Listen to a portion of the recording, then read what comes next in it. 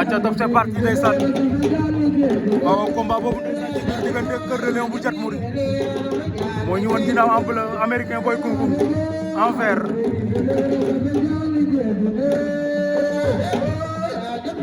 waaw Cœur de Lion Jat Mory américain Boy Kung Kung séeréer Cœur de Lion moo def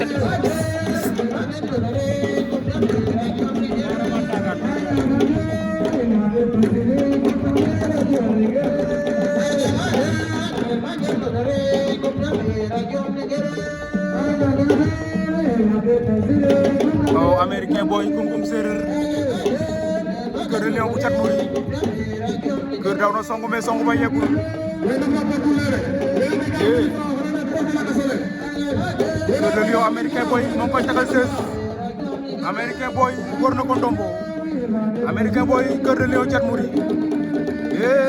américain Boy Cœur de Lion américain Boy war na ko ndombo daf koy daaram déet waaw waaw arbitre waaw jeex na gën na leer américain Boy Kung Kung séeréer daan na Cœur de Lion bu Jat Mory waaw tout droit arbitre sifflé na combat boobu de ndeysaan diggante Ady Thiomby moo ñu woon ginnaaw yor ngembul xonq li moo na góor moo yor ngembul weex li ndeysaan waaw kenn koy amee Ady daw na jël ko de plaqué na ko waaw yéeg na ko ci kawam ndeysaan Ady Thiomby daan na moo na góor waaw donc c'est parti première quart de finale poids léger fii ci Thiawlé ndeysaan diggante Amath Ath bu Senghor ak Cheikh Ndiaye Tandamayo bu Soob Jaxaw waaw Cheikh Ndiaye Tandamayo bu Soob Jaxaw ak Amath Ath ñooy def première quart de finale poids léger fii ci Thiawlé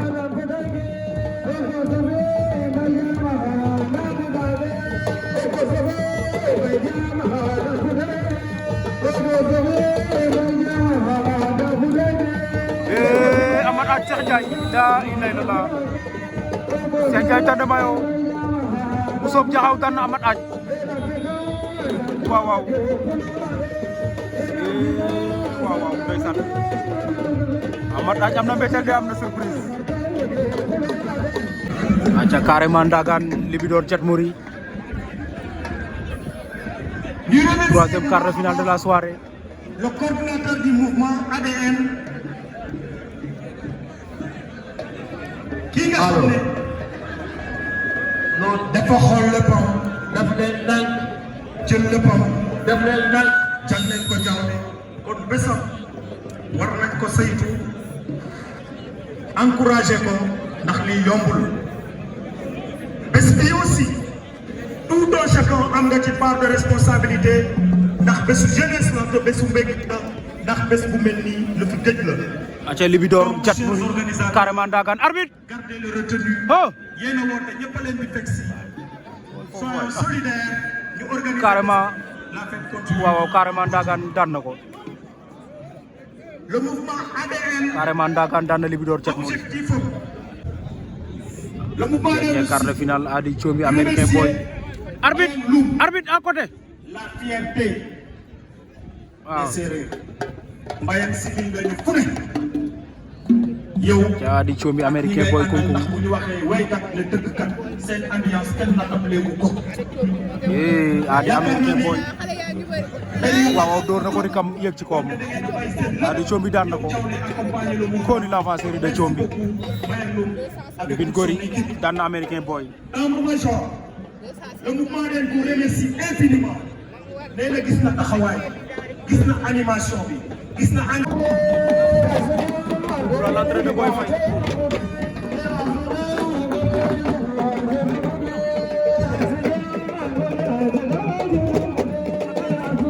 ndeysaan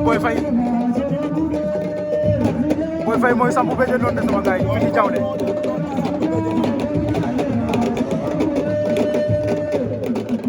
Boy Faye mooy sampu béjjën noonu ndeysaan fii ci Thiawlé.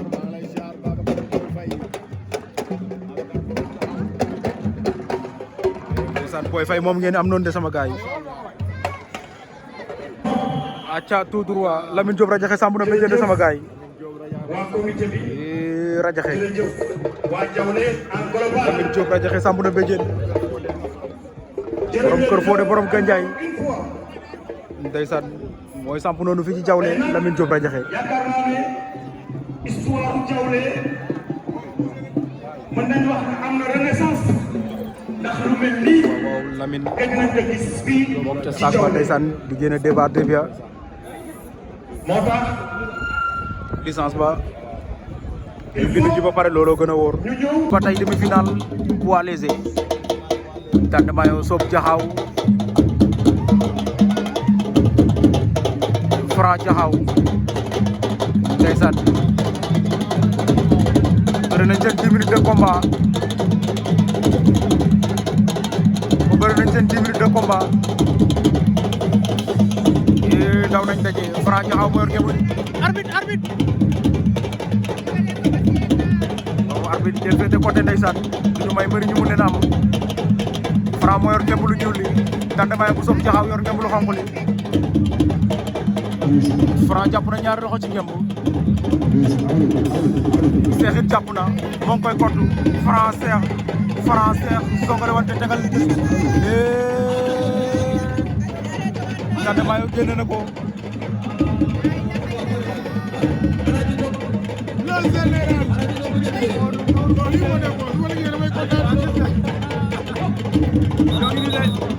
aca waaw Tande Mayo bi dafa mel ni dafa blessé wala dafa épuisé kenn xamul aca gars yi ñëwaat nañ ci demi-finale ba Tande Mayo dafa demoon ardo Tande Mayo Franc Tande Mayo Franc Franc Jaxaw daan na Tande Mayo contre carrément Ndagane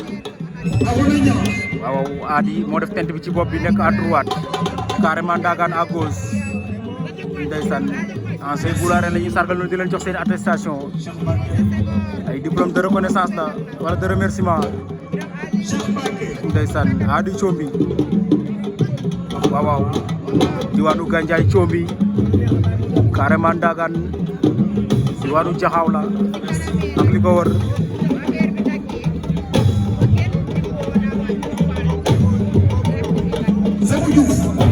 ñaari mbër yu xamante lañ minante nañu ndeysaan fekk na ay mbër yu bëri tànk lool côté loog ba Adi Combi daan na carrément Adi da ko faussé ndeysaan Adi Combi en finale Adi Combi daan na carrément Ndagane aca building bu Kungkung Séeréer aca Pape John building Kungkung Séeréer ndeysaan moo sampu béjjën noonu de fii ci Diawlé waaw Pape John building ndeysaan daanaan la champion la naa la def na lu na ci lamb moom building waaw ñooy suñuy fierté ndeysaan def nañ fi lu ne waaw building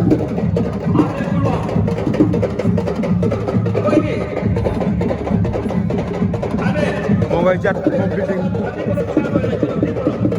lan lay wax ndeysaan moom sa jat ya moom building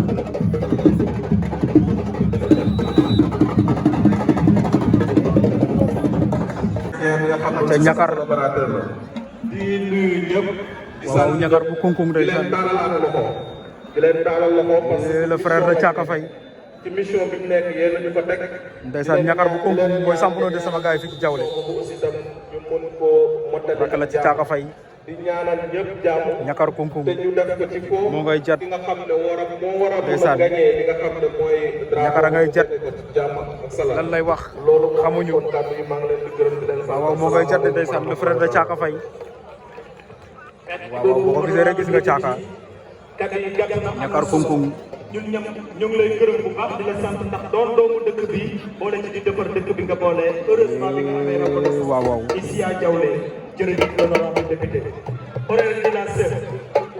ñoo ngi lay sant di la gërëm ñun gis nañ champion nga je pense que sa xol sedd na buy ci sa adversaire yi nga xam ne gis nga tey ni leen di décoré may rappelé wu bu baax boofu bi ñu lay décoré j'étais là-bas amoon nga bés bu mel ni horaire yow champion la ñoo ngi lay nuyu de passage animation. te Diassy Peulh ak adversaire am Diassy Peulh am na ngemb moo ngi koy xar Diassy jël na tànk ba tëj na ko Diassy Peulh waaw Diassy Peulh daan na ko ndeysaan première victoire de Diassy Peulh fii ci Diaolé. ca Ablaye Ndong Fissel Boy Faye arbitre bi la waat na seen combat ndeysaan Ablaye Ndong Fissel Boy Faye waaw Ablaye Ndong am na ngemb sa suuf de Boy Faye bu yeboo looy def na assuré boy bi ngay bëral daanaan na Ablaye Ndong waaw waaw Boy Faye Ablaye Ndong Fissel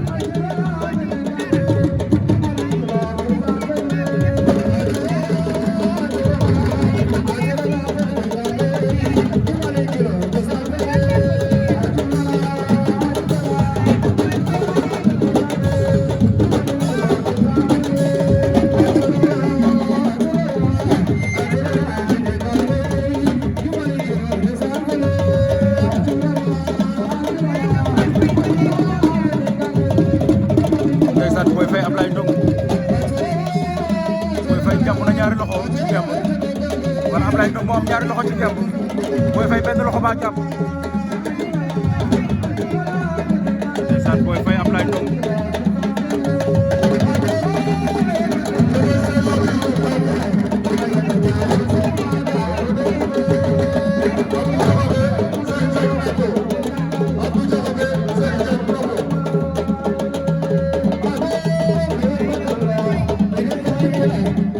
Boy Faye Ablaye Ndong arbitre waaw à côté ndeysaan loolu daf ci baax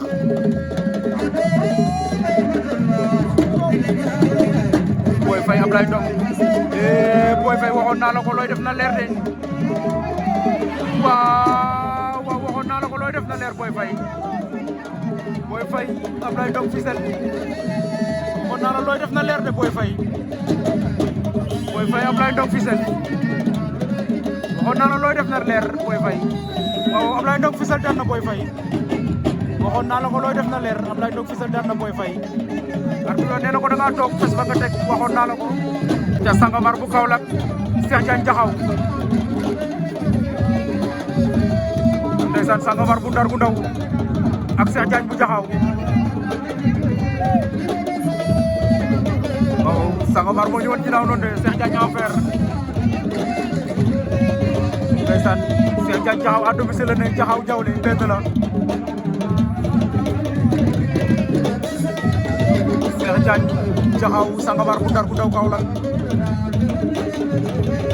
ndeysaan di boo ci Serigne Ndiaye numéro 2 Coriace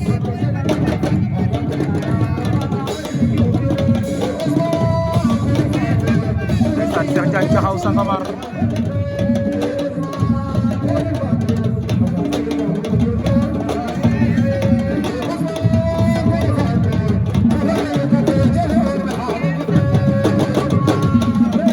Cheikh jël na tànk ba loolu gaaw na ndeysaan Cheikh daan Cheikh Diagne Jaxaw tan na Sangomar Bougane bu Bawol wala Bougane bu Yaraax ak Diomaye Sarr waaw Bougane Bawol Diomaye Sarr Bougane moo ñu woon ginnaaw yor ngeen lu ñuul Diomaye moo yor ngeen lu xonq li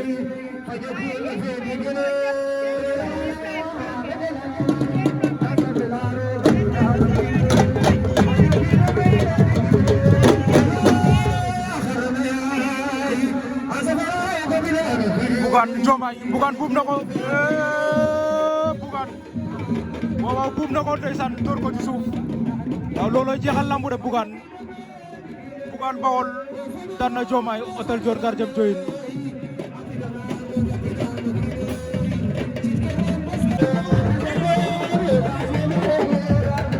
Ngor Sefa Jaxaw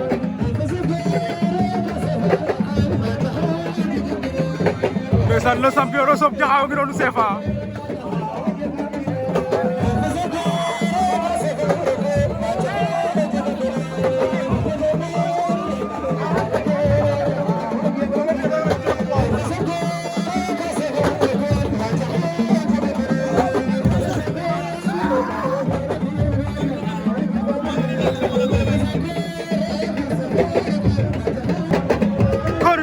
Jaxaw waaw le champion de Jaxaw ndeysaan à domicile la nekk moom CFA ndeysaan CFA Jaxaw koni le champion de tous les temps borom Jaxaw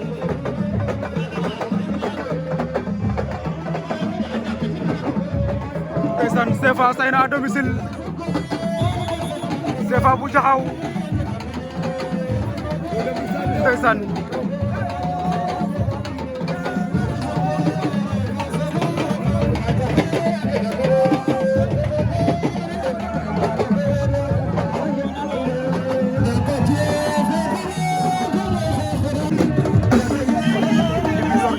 mooy daal adversaire am noonu Libidor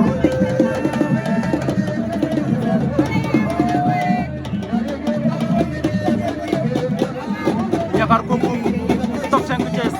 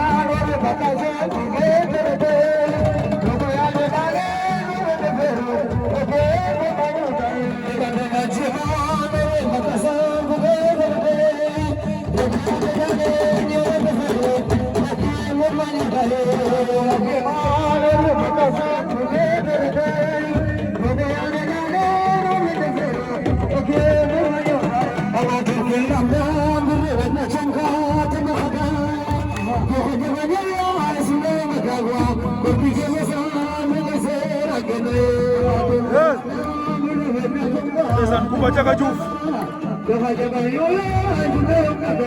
une voix sûre de la lutte traditionnelle sénégalaise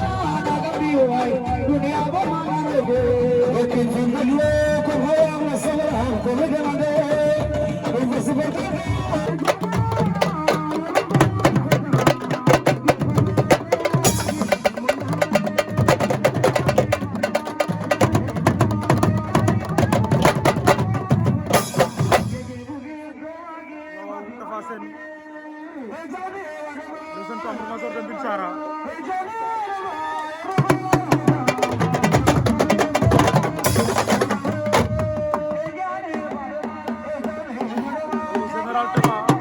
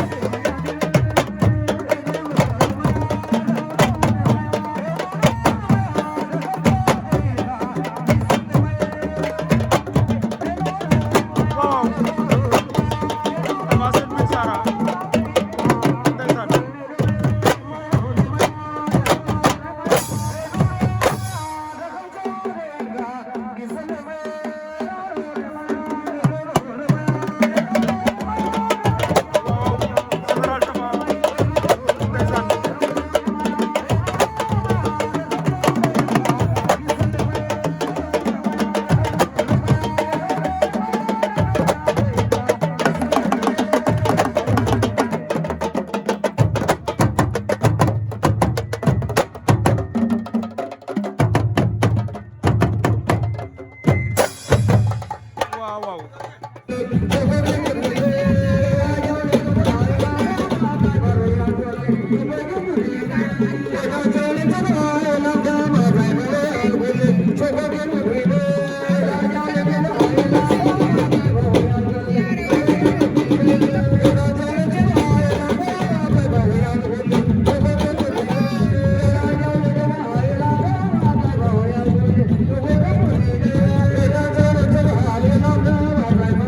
Ahmed Aaj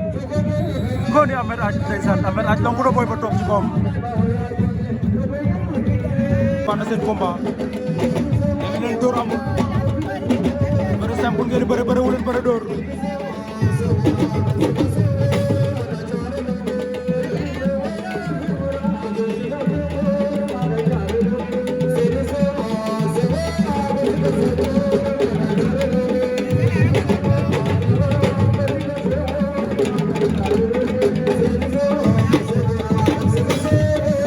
Ablaye Ndong fi seen jaasi pël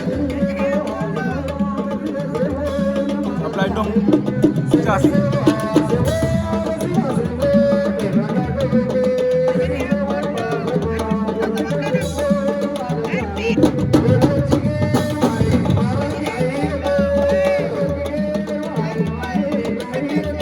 Radiakhé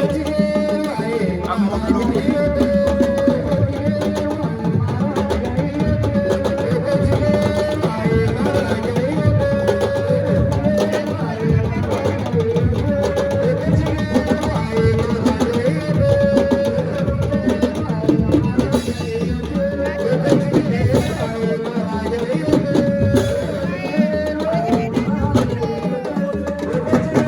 daan na Modou Lo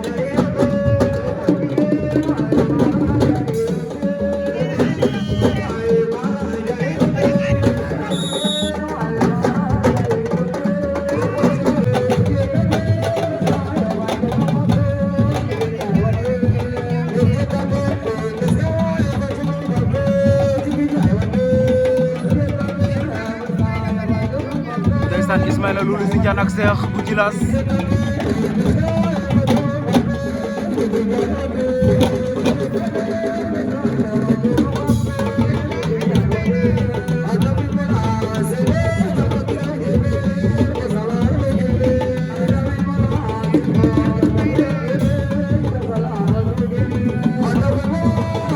waaw Ismaïla Loulou Sindiane ak Cheikh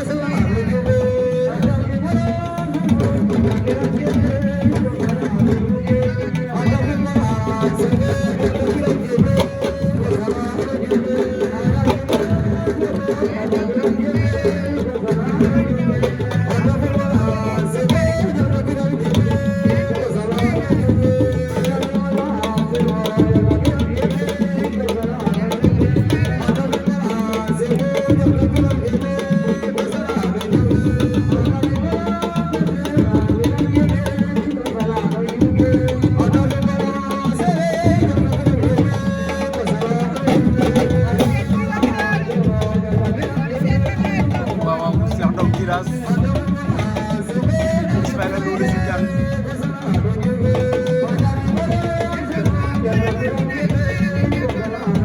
Ismaïla ak Cheikh Ismaïla ëñ na ko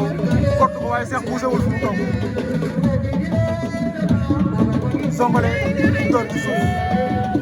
waaw Cheikh Ndong Djilass daan na Ismaïla ak Cheikh Diagne Mono Góor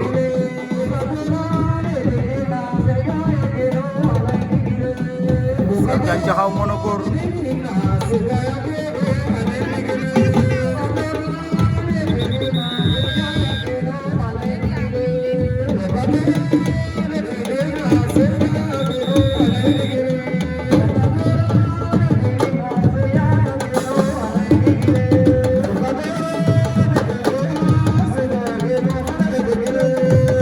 Cheikh Diagne Jaxaw Cheikh Diagne Mono Góor Ngoné Cheikh Diagne Jaxaw doole doxul jàmm Cheikh Diagne Jaxaw daan na Mono Góor waaw waaw ndeysaan Bougane ak Boy Faye mi génn ñoo ko ca Ablaye Ndong fi seen jaasi pël ñoom ñoo ko ca ginnaaw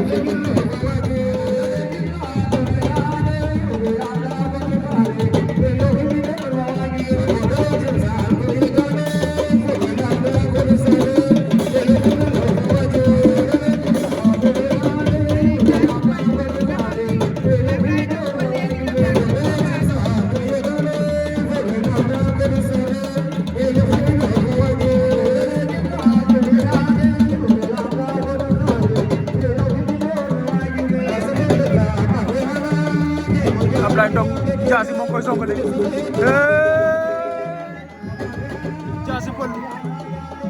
Diassy Peulh Diassy daan na Ablaye Ndong ndeysaan Bougane ak Mbine Diène lan moo xew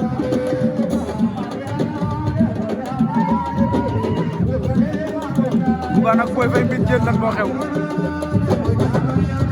Diassy Peulh Ablaye Ndong moom it lan moo xew déglu lu arbitre yi wax combat yi jaxasoo nañu de Boy Faye Mbine Diène arbitre nee na daan na Bougane Diassy Peulh daan Ablaye Ndong aca building Kungkung Sereer li mu door jat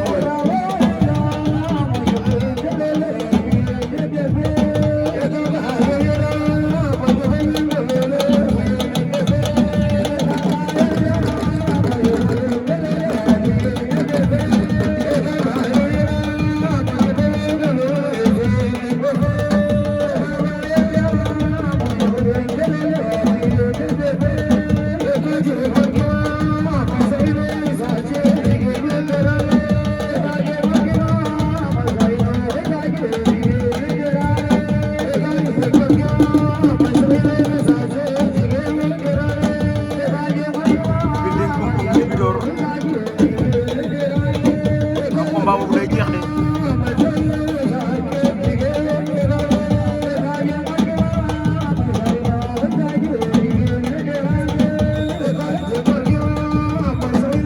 disqualifié nañ ko Building génn na Libidor ak Cheikh Diagne Diakhao Boy Faye Mbine Diène arbitre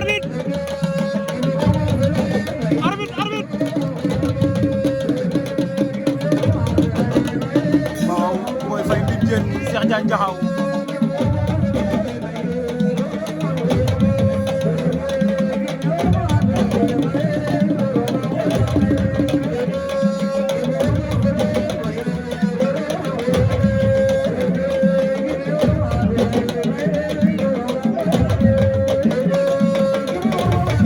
ndeysaan Cheikh Diagne Diakhao Boy Faye Mbine Diène Cheikh Diagne waaw Cheikh Diagne tey lu mu indi nii ndeysaan door na ko plaqué yéen ci kaw moom Cheikh Diagne Diakhao Cheikh Diagne daan na Boy Faye Mbine Diène aca Lamine Diop Radiakhé Diassy Peulh dem nañ pause ñëwaat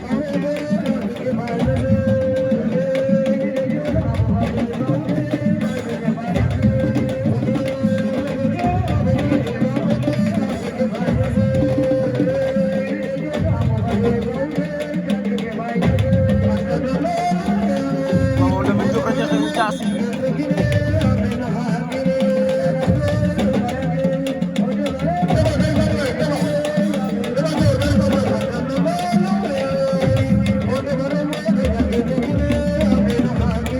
Radiakhé Diassy Radiakhé ngemb la bëgg am waaw am na ngemb de jàpp na ñaari loxo ca ngemb moom Radiakhé Diassy jàpp benn loxo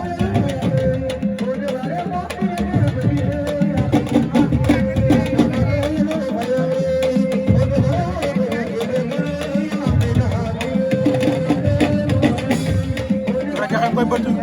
Radiakhé Diassy Peulh moo koy kott waaw Radiakhé daan na Diassy Lamine Diop Radiakhé daan na Diassy Peulh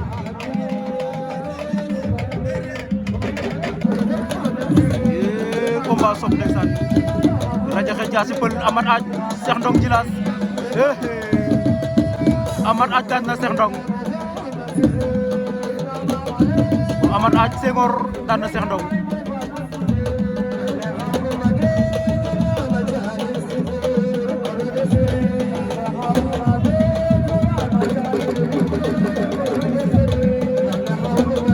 Amad Aj daan na Cheikh Ndong waaye Cheikh nee na du ko bàyyi de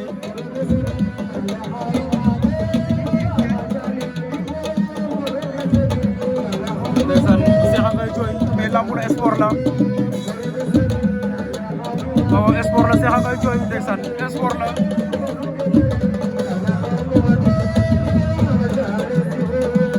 ndeysaan Bour Sine bu Diabé waaw waaw Bour Sine Ibou Diabé ndeysaan koni le champion ndeysaan Bour Sine Ibou Diabé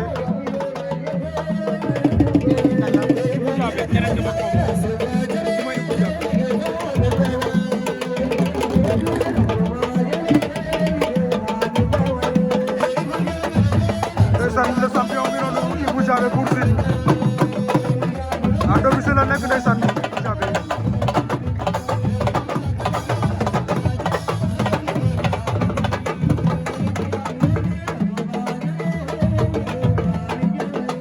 koni Bour Sine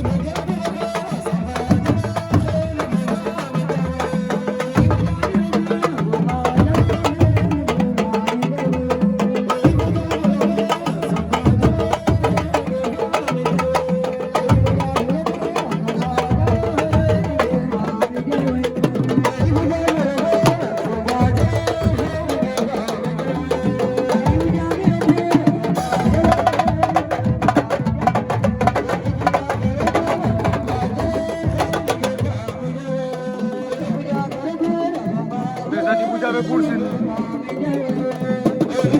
mooy yëngal noonu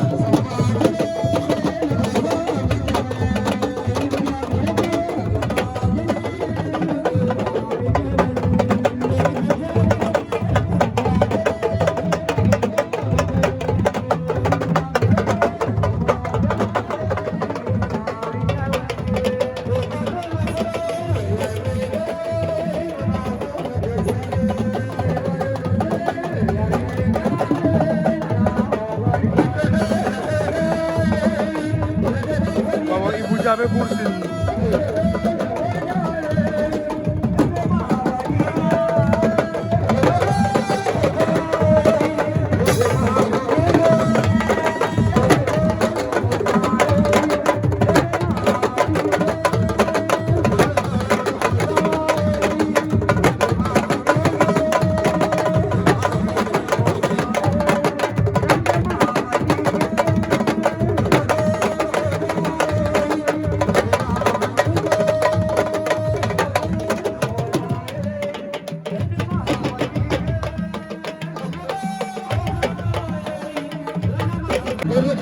acca sama gaay première demi-finale baa ngi noonu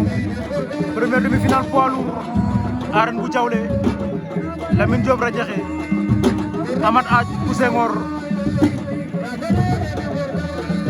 round d'observation yi ñoo ngi ne tekk di déglu woon te Amath Ath Lamine Diop Radiakhé arbitre atte na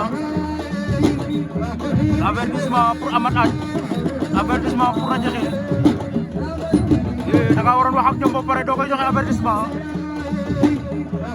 waaw waaw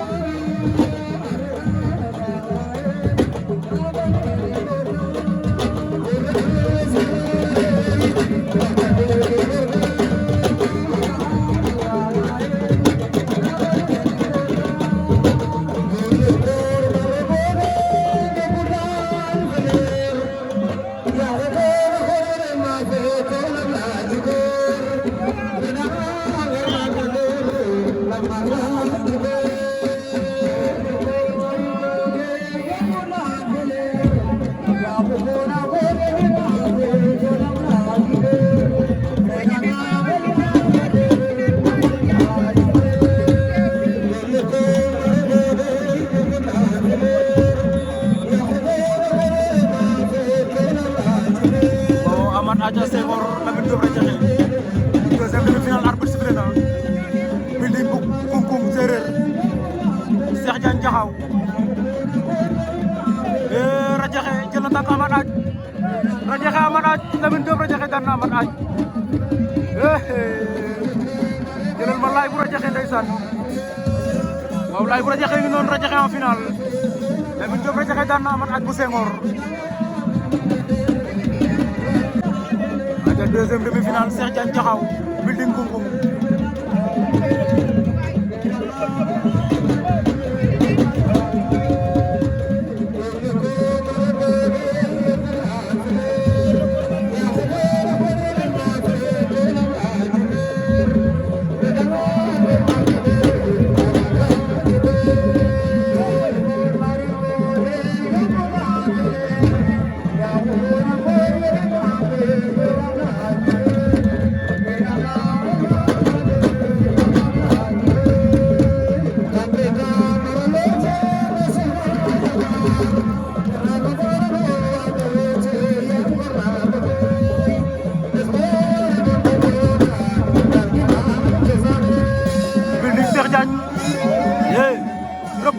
building Cheikh Diagne delloo war na ko ak plaqué doole doxul jàmm la ilaha illallah Cheikh Diagne jaxaw daan na building kuku oh waaye blessé na de loxo ba ndeysaan bu leen xëcc yéen bu leen xëcc yóbbu leen ko ci ardo yóbbu leen ko ci médecin ba si table ba moo gën Courage building ndeysaan daanaan nga champion nga di Courage building ndeysaan Cheikh Diagne jaxaw blessé na de ci kudu ba la acca top c'est parti final poids léger baa ngi noonu diggante Ady Thiomy Mbine Gory contre Franc Diakhao Ady Thiomy Mbine Gory en rouge Franc Diakhao en noir arbitre bi sifflé na combat ba lambu jawle ndeysaan poids léger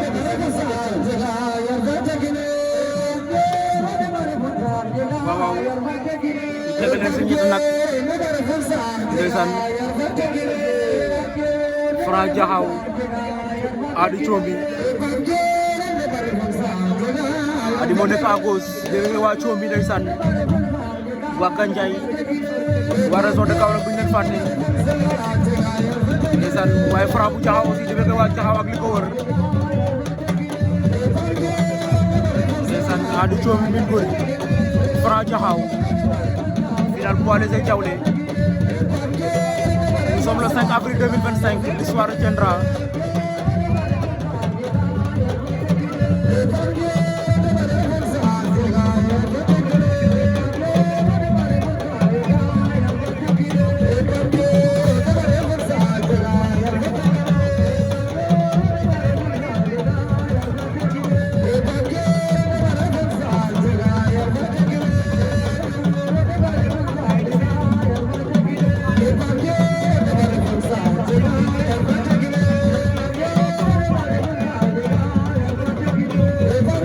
waaw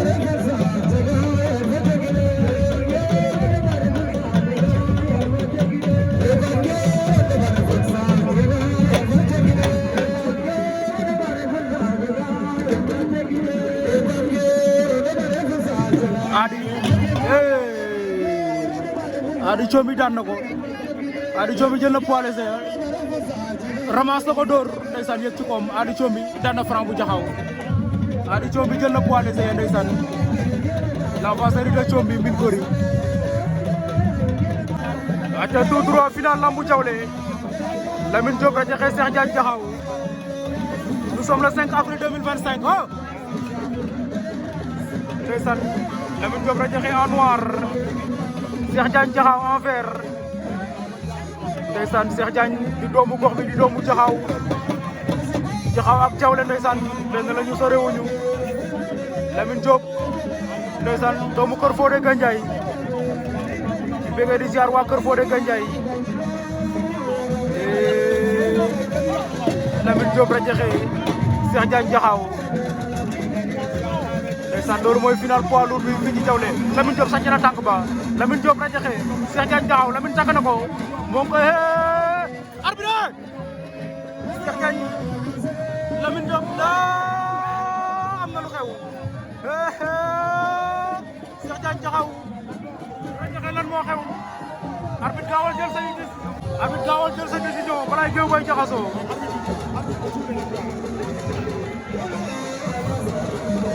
arbitre ba ngay laaj ay siisam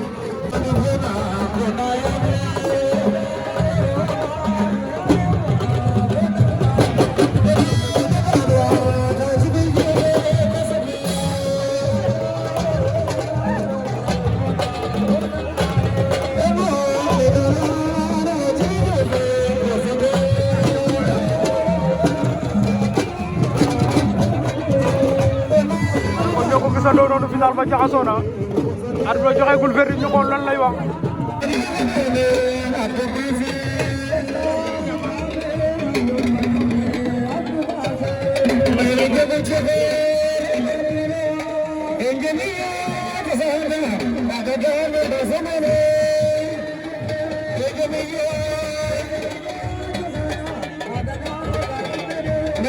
monsieur le superviseur mun nañ bàyyi nga présenté wu présenté wu waaw yow yaar table technique bi final bi ñu gis ne dafa xaw a jaxasoo lan ban décision ngeen joxe lan moo xew waaw Cheikh Diagne moo daan Lamine Diop Radiakhé waaw loolu lañ bëggoon a xam kon Cheikh Diagne moo jël lamb ci Lamine Diop Radiakhé